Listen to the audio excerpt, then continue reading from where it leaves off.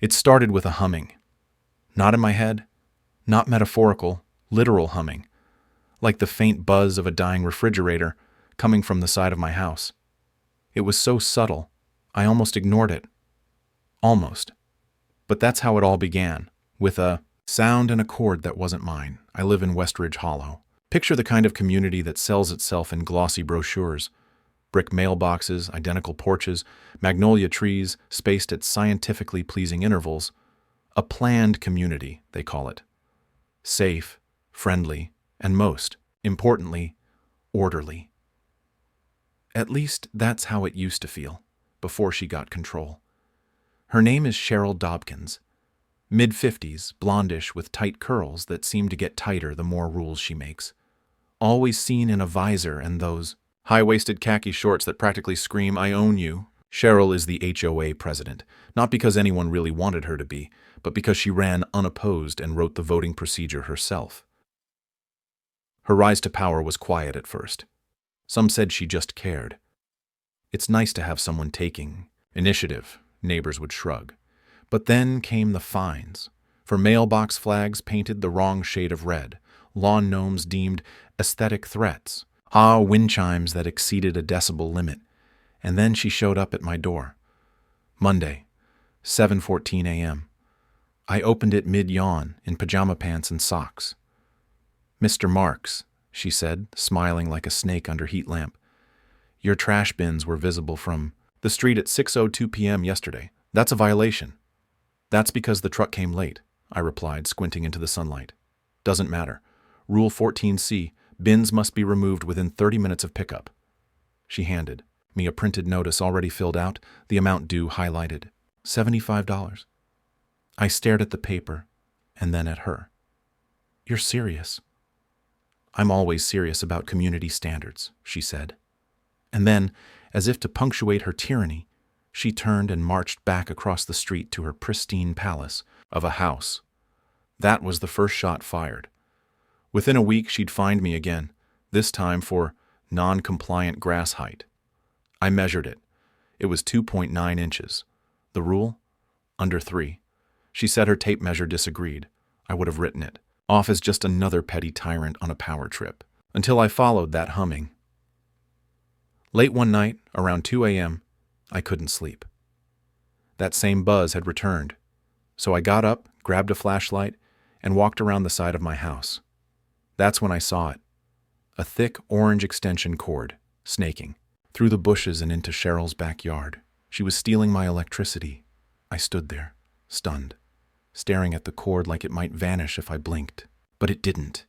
It ran across the grass, beneath the shared fence, and up into a small, discreet outdoor socket rigged behind a lattice panel on her garage wall.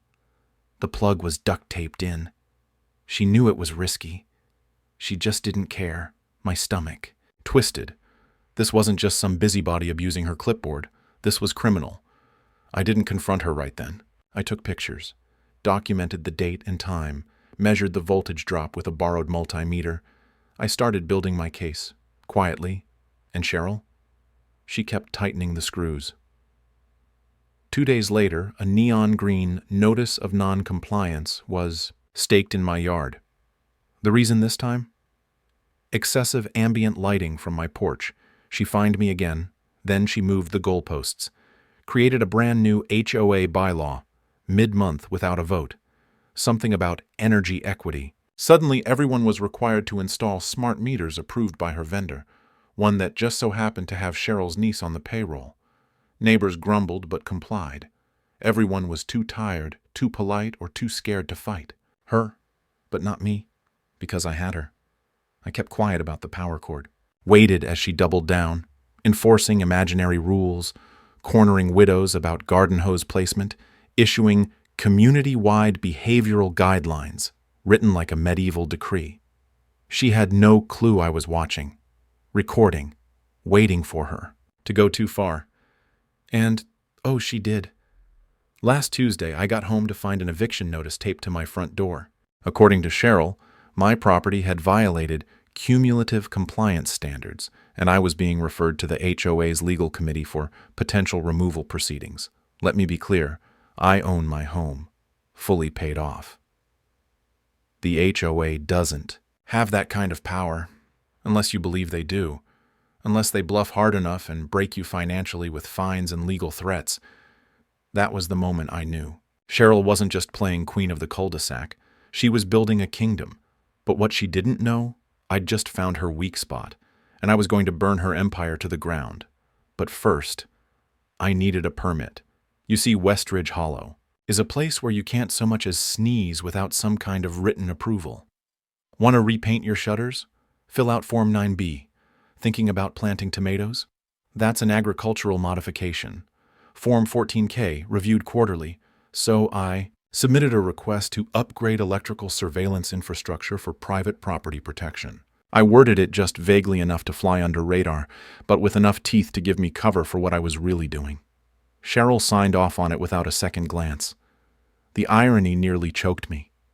Because the second that permit was approved, I hired a buddy from college, now an electrician, and we installed a small, high-res camera pointed straight at the fence line. It had night vision, time-stamping, and enough zoom to read a power meter from 30 feet away. Then I waited. And Cheryl, in her infinite self-righteousness, kept pressing. A new notice showed up. Unapproved flag display. Apparently, the small American flag I'd mounted by my front door exceeded the maximum allowable angle of 35 degrees from vertical. 35 degrees. She literally had someone measure the angle of my patriotism. Then came the vehicle inconsistency notice. I drive an old, reliable Tacoma. Been with me since college. Cheryl declared it aesthetic pollution, citing an obscure bylaw about non-conforming vehicle types. She issued me a daily fine. Daily, I repeated aloud, holding the paper. You're out of your damn mind. I wasn't the only one feeling it. The neighborhood was starting to murmur. Whispered complaints during dog walks, passive-aggressive, group texts, but no one dared to speak up, not yet. Cheryl ran the HOA board like a cartel. Anyone who opposed her was drowned in citations until they sold their home in quiet shame. But I wasn't built for quiet shame. My plan had 3 phases. 1. Document. 2. Expose. 3. Detonate. We were knee-deep in Phase 1. Each night, Cheryl's stolen. Power cord hummed softly, and each night my camera watched it feed her fortress like a lifeline. I even rigged a second device to track the energy draw. She was pulling enough juice to run an industrial fridge and a full HVAC system through my panel. She was stealing not just electricity, but hundreds of dollars a month. I compiled everything: photos, video, timestamps, usage logs, into a neat little portfolio that was slowly becoming my masterpiece. Then Cheryl retaliated in a way that told me she was starting to suspect something. The next morning, I opened my mailbox to find a full audit notice. Not from the government. Worse, from the Westridge Hollow Neighborhood Standards Enforcement Committee, which, surprise, she created last month and conveniently chairs. She'd scheduled a compliance inspection of my home and property. Interior and exterior. Yes, interior. The committee reserves the right to ensure interior design and storage do not violate visible conformity, the letter read. Garage inspection required. It was insane. Kafkaesque, like she'd stapled a copy of 1984 to a realtor brochure and called it governance. I called my lawyer. He laughed for 10 straight minutes and then said, "They can't actually come inside. This isn't a timeshare cult." But Cheryl didn't need legality. She thrived on perception. And when she showed up for the inspection, clipboard in hand, flanked by 2 HOA lackeys like she was raiding a meth lab, she acted like she had the authority. I met her at the door, arms folded. "You're not coming in," she smiled thinly.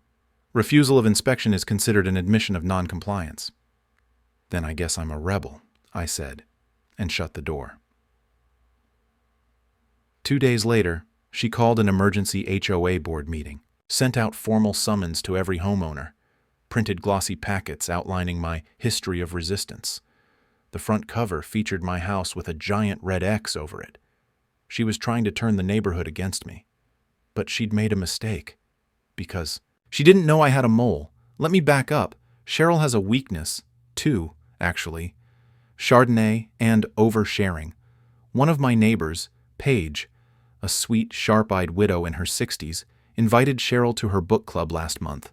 They drank 2.5 bottles of wine while discussing The Woman in Cabin 10, and Cheryl, full of self-importance and Sauvignon Blanc, bragged, told them how she fixed the power issue by creatively redirecting resources, claimed she cleared it with her cousin, who works for the utility company, called it efficient redistribution.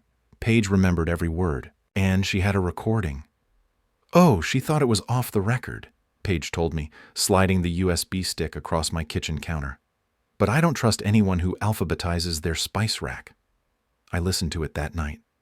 Cheryl's voice was unmistakable, dripping with smugness. "I mean, Owen. He's too dense to notice. And if he does, well, he won't do anything. He's too chicken. He folds faster than my beach towels." I stared at the speakers, pulse thudding in my neck. Chicken? I looked at the camera feed again, zoomed in on the cord. It was still there, still taped in. No, this wasn't going to be a quiet takedown anymore. It was going to be a show. I began phase 2. Expose. First, I filed an anonymous complaint to the city. Let the real inspectors handle it. Then, I booked a booth at the upcoming HOA General Assembly, a quarterly meeting where Cheryl typically read announcements to the bored few who showed up for cookies and weak coffee. But this time, everyone would be there, because I'd been printing flyers, quietly distributing them at night, teasing a massive revelation about HOA leadership. I didn't sign my name, just left a date, time, and location. Curiosity would do the rest. The night before the meeting, Cheryl did something new, something bold. She had her lackeys come and cut my power entirely, claimed there was a safety concern, said they were conducting a neighborhood-wide grid inspection. I sat in the dark, laptop battery blinking red, listening to my fridge power down. She wanted to make sure I couldn't play the footage, but I had backups, and I had Paige. We met at the community clubhouse at dawn. I plugged in my hard drive, tested the projector, ran through the slides one last time. Outside, people were already gathering. Cheryl stood near the front doors, laughing too loud, arms folded like a queen awaiting tribute. She had no idea she was walking into her own execution. Then Paige nudged me. "Hey, you need to see this." She handed me her phone. It was a message thread between Cheryl and her cousin at the utility company. And in one of the texts, plain as day, was a line that made my blood freeze. "If that idiot finds out, just leak the insurance fraud stuff on him. That'll shut him up." Insurance fraud? I stared at the screen. What the hell is she talking about? Paige frowned. "Owen, is there anything she could be referring to?" I racked my brain. Every policy I'd ever filed, every claim, nothing stood out. Until it hit me like a hammer. 5 years ago, a storm, a tree, a roof repair. I didn't report fully by the book. It wasn't major, but it was just enough to be twisted. And now, I wasn't just dealing with power theft. She was blackmailing me. I stood there in the clubhouse's storage room, blinking at Paige's phone like it might melt in my hand. The message from Cheryl's cousin wasn't vague. It wasn't suggestion. It was a surgical threat. If I went public with the power theft, she'd leak something from my past that could burn me. I wasn't some felon. It wasn't that kind of thing. But 5 years back, after a windstorm peeled half my roof like a sardine can, I'd filed a repair claim. Then I hired my cousin to do the work under the table, saved a few grand, and never mentioned the cheaper invoice. It was gray. Shady if someone really wanted it to be, and Cheryl wanted it to be. For a moment, I wavered. The lights flickered above me as if in judgment. Could she really blow this up on me? Destroy my credit? Wreck my home insurance, maybe worse? I glanced at the projector, at the USB drive still in my pocket, at the folders stacked neatly with her name, her cord, her crime. Paige watched me closely. "You okay?" "She knows how to fight dirty," I muttered. "She thinks she knows," Paige corrected. "But you've got the truth. Let her scramble. You show them who she really is. Outside the doors, the clubhouse buzzed louder. People had shown up in record numbers, probably because Cheryl had been promising free snacks and a major announcement. She'd tried to spin this meeting into a community celebration, but it was about to become her public undoing. I just had to make sure I survived it. We walked into the main hall. Folding chairs lined up like a church assembly. The podium stood beneath a large vinyl banner. Westridge Hollow, where order brings harmony. Cheryl's motto. She spotted me the second I entered. Her smile went rigid. "Mr. Marks," she said through clenched teeth, "shouldn't you be home? I heard your power's still out." "Luckily," I replied, "I charged up enough to give this presentation." She froze, a flicker of panic in her eyes. "What presentation?" I raised the remote in my hand. "The one about community energy usage. It's fully permitted." I turned to the crowd. "Hope you all brought curiosity." Her mouth opened, closed. She glanced toward the back, where two of her lackeys, Doug and Linda, stood dumbly holding plates of cookies. She snapped her fingers and whispered something. Doug nodded and disappeared. Let him run. It wouldn't matter. Soon. I hooked up the drive. The screen lit up. First slide, a smiling photo of Cheryl, cropped from her HOA newsletter headshot, beside the words, "The power behind the throne." A few polite chuckles rippled across the room. Cheryl stepped forward. "This is not on the agenda." I didn't look at her. "Let's talk about electricity." Slide 2. Footage of my outdoor socket. The humming, the orange cord, the timestamp. A murmur from the crowd. Someone gasped. Cheryl stiffened. This is doctored." Slide 3. The camera zooms in following the cord to her property. Multiple nights, multiple angles. Gasps became whispers. Heads turned toward Cheryl like rotating satellites. "You've been stealing electricity," I said plainly. "For months." "This is slander," she snapped. "Illegal surveillance, misrepresentation." Slide 4. The audio clip. Her voice, crackling slightly but clear. "I mean, Owen? He's too dense to notice, and if he does, well, he won't do anything. He's too chicken." The room exploded. People whispered her name like a curse. Someone muttered, "She fined me $300 for a broken fence slat." Another said, "She threatened to sue me over Christmas lights." Cheryl reached for the mic, but I was faster. "You don't have the floor," I said. "Not anymore." Then her voice, sharp as a blade. "You want war, Owen?" The room went dead silent. "You think you're clever?" she hissed. "That little gotcha reel won't mean anything when the insurance fraud comes out. I've got paperwork, screenshots. You really want your roof scandal to go public?" Now all eyes were on me. She thought she had me. She thought that whisper of criminality would flip the tide back in her favor, and for a second, I let her believe it. "I thought you might try that," I said quietly. So I did some digging of my own. Slide 5. An email thread, not mine. Hers. I zoomed in. Cheryl Dobkins.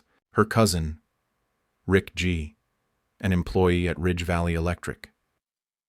Subject line, "Usage diversion methods." I paused to let the words sink in. "Your cousin provided you with internal tools to avoid detection, which makes this not just theft, but conspiracy." Cheryl lunged forward, ripping the USB from the projector. The screen went black. "Meeting over," she barked. "This is a hostile takeover attempt." But the crowd wasn't moving. I held up a second USB. "Backups," I said, "and hard copies." I handed a folder to a nearby neighbor. "Pass it around." She stared at me, eyes full of venom. "You've just opened a legal bloodbath." "Looking forward to discovery," I said. She stormed out, her lackeys trailing after her like confused ducklings. I thought that would be the high point of the day. I was wrong. Because the next morning I opened my door to find 2 official-looking letters on my doormat.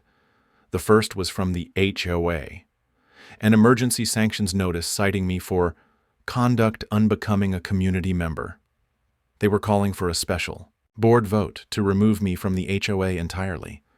The second letter wasn't printed on HOA letterhead. It was from Cheryl. Just 2 lines. typed in cold Arial font. You wanted a war. So did I. Let's see who survives discovery.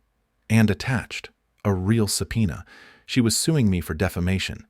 But that wasn't the worst part. At the bottom of the envelope was a sticky note, handwritten in red ink. By the way, nice camera setup. Shame if it were illegal. I ran to the side of my house.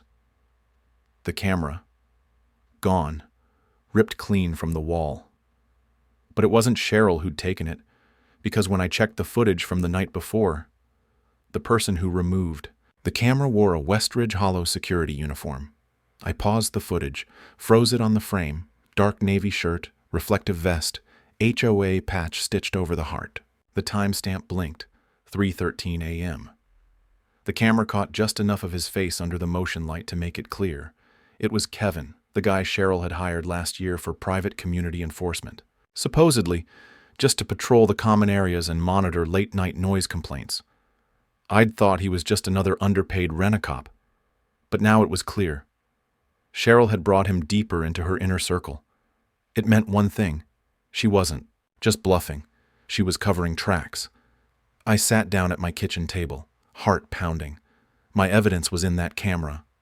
Most of the footage was backed up. Paige had helped me archive it across several drives. But there were gaps, and Cheryl had just proved she could reach into my yard at night and remove anything she wanted without consequences. The HOA vote to remove me was in 3 days. Her lawsuit for defamation had been fast-tracked. She wasn't just fighting back. She was launching a full-scale siege, but she didn't know one thing. I still had the trump card. Paige and I had held it in reserve in case things went nuclear. Well, they had. So now it was time to launch the warhead. The afternoon before the vote, I paid a visit to someone Cheryl had underestimated for years, her former best friend and co-founder of the HOA, Marla Whitaker. Marla had vanished from HOA. Meetings a year ago after a very public falling out with Cheryl over a garden shed and some suspicious budget allocations. Cheryl called it irreconcilable differences in leadership style. Marla called it embezzlement hidden behind overpriced mulch. I found Marla pruning roses, still wearing a gardening visor, still sharp-eyed beneath her calm demeanor. I knew this day was coming, she said, before I even opened my mouth. I laid out everything. My stolen electricity, the fines, the blackmail, the phony board, the private security. I showed her the email thread, the audio, the subpoena. Marla listened, hands in the dirt, not saying a word. Then she stood, brushed off her gloves, and walked inside. She came back with a manila folder thick with records. Here's what Cheryl doesn't want anyone to see, she said. Bank statements, HOA budget reports, and here, she tapped a receipt, is a $4,200 charge listed as community landscape lighting consultation. That was actually a spa weekend she took in Napa. Jesus, thought you might want that for your show tomorrow, she said. I did more than want it. I needed it. Because the next day, the clubhouse was packed, every seat filled, neighbors standing shoulder to shoulder against the walls. Word had spread. This wasn't just about me anymore. It was about her. Cheryl entered like a queen returning from exile. Perfectly pressed polo, HOA logo embroidered on her left breast like a badge of honor. She walked up to the front, nodded at Kevin, who stood near the exit with arms folded, and faced the crowd. I appreciate you all coming today, she began. As many of you are aware, there has been a coordinated misinformation campaign aimed at undermining the leadership of this board and the standards we uphold. Today, we will restore order, her voice carried. Her supporters, those few still hanging on, nodded dutifully. But most looked tired, wary, ready. She gestured toward me. Before we begin the removal vote for Mr. Marks, I'd like to remind everyone of his admitted record of insurance fraud and harassment. Objection, I said, stepping forward. There's been no admission and no investigation, but while we're talking about criminal activity, I opened the laptop, connected it to the screen. Let's talk about Cheryl. Slide 1. Her budget misappropriations. Line after line of HOA funds routed through shell categories. Slide 2. The receipt from the lighting consultant trip, now matched with her Instagram vacation photos. Slide 3. emails from her cousin at the utility company, detailing exactly how to reroute power undetected. Slide 4. A statement from Ridge Valley Electric. The company had no record of any official partnership with the HOA. In fact, they were launching an internal investigation into employee misconduct. Then, the final blow. A notarized affidavit, Marla's, detailing years of cover-ups, bullying, and policy manipulation. Ladies and gentlemen, I said, this isn't leadership, it's fraud, and it's theft, and it ends now. The silence was thick. Then Cheryl laughed, just once, sharp, brittle. None of that proves anything, she said, voice cracking. It's all circumstantial, and it was obtained illegally. These are fake documents, probably photoshopped by you and your little posse of geriatric spies. That's when Marla stood up, and then Paige, and then 3 more neighbors. One by one, people started speaking out. She tried to fine me for planting zinnias. She threatened to report my son for playing basketball at dusk. She forged my signature on a fence approval form. It all unraveled. Right there, the final vote, 97% in favor of removing Cheryl Dobkins from the HOA board, permanently. But it didn't end there, because as she turned to leave, face red and trembling, a man stepped into her path, clipboard in hand. Cheryl Dobkins? He said. I'm with the Ridge Valley Compliance Division. We need to speak with you about some discrepancies in your reported usage and utility access. She froze, and in that moment, that exact moment, the projector screen behind her flashed. Again, I'd queued up one last clip. Audio from the book club night, Cheryl half drunk, laughing. They're all sheep. I could light my house with Owen's power and dance naked on the HOA bylaws and no one would stop me. Silence. She turned, saw the playback, and walked out. No words. No victory speech. Just her heels clacking on the vinyl floor as the room watched. Her Go Kevin followed behind. He didn't even look back. And just like that, the queen was gone. In the weeks that followed, the community changed. We rewrote the bylaws, opened up board elections, kicked out the HOA's private security. People started talking to each other again like actual neighbors, not suspects under surveillance. The fines stopped. The threats vanished. And as for Cheryl, last I heard, she'd moved to a gated retirement village in Arizona. One of those places with monthly wine tastings and mandatory bingo. I wonder how she likes living under someone else's rules. As for me, my power bill's gone down. My porch light is proudly tilted at 40 degrees, and I've started growing tomatoes in the front yard without a permit. Sometimes I still find old notes from Cheryl wedged in the cracks of my fence, probably planted there long ago, laminated like little relics. Violation, excessive use of outdoor laughter. I keep one on my fridge. A reminder. Because tyranny doesn't always arrive in jackboots. Sometimes it wears khakis and a clipboard. But the thing about self-made queens? Eventually they forget the people they rule have fire too. And when they fall alone.